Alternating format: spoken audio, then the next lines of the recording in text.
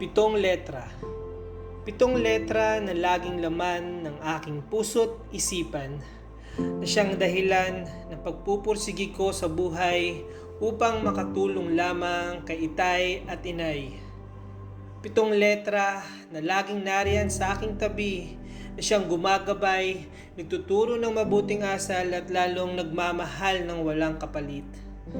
Dalangin sa Panginoon ang lubos na pasasalamat, at sa pag-alis ni itay, baon-baon ng panalangin at pagmamahal namin ni inay.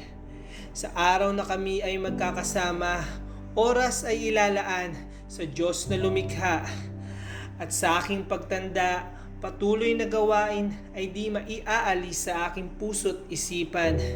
At ito ay maglaan ng oras sa Panginoong lumikha. Sa aking pag-alis, tangan-tangan ng pagmamahal at panalangin ng aking asawa at anak. Nadalangin sa Panginoon ako'y pagkaingatan. At sa aking pag-uwi, pagod ay di alintana dahil sa mga ngiti at yakap nila'y para bang ang pagod ko ay lumisan na. At sa aming pagsalo-salo sa lamesa, panalangin ay di kakalimutan. Lubos na pasasalamat, alay-alay sa Diyos na lumikha. Sa hirap at ginhawa, kami ay patuloy sa paglalaan ng oras na mas kilalanin at pagkatiwalaan siya. Pasasalamat sa Panginoon dahil sa pagbibigay niya ng pamilyang makakasama at maggagabay sa amin patungo sa paglago ng aming relasyon sa Kanya. Masarap isipin na may mga taong laging nariyan para sa amin. At sa aming pagkita-kita, kamustahan, tawanan, mga di maubos-ubos na kwentuhan. Oo, kwentuhan.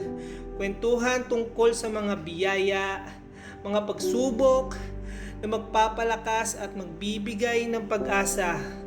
Pag-asa sa bawat isa. Sa paglakad sa pananampalataya, kami ay sama-sama. Sama-samang haharap sa mga pagsubok na darating. Oo, darating sa aming buhay. Ngunit patuloy na magtitiwala at magpapasalamat ng buong puso sa aming Diyos Ama. Lubos na kasiyahan ng aking nadarama. Pagmamahal ng Panginoon ng aking nakikita.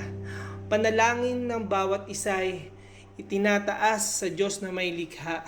Dalangin na pagkaingatan ang bawat isa. Pitong letra.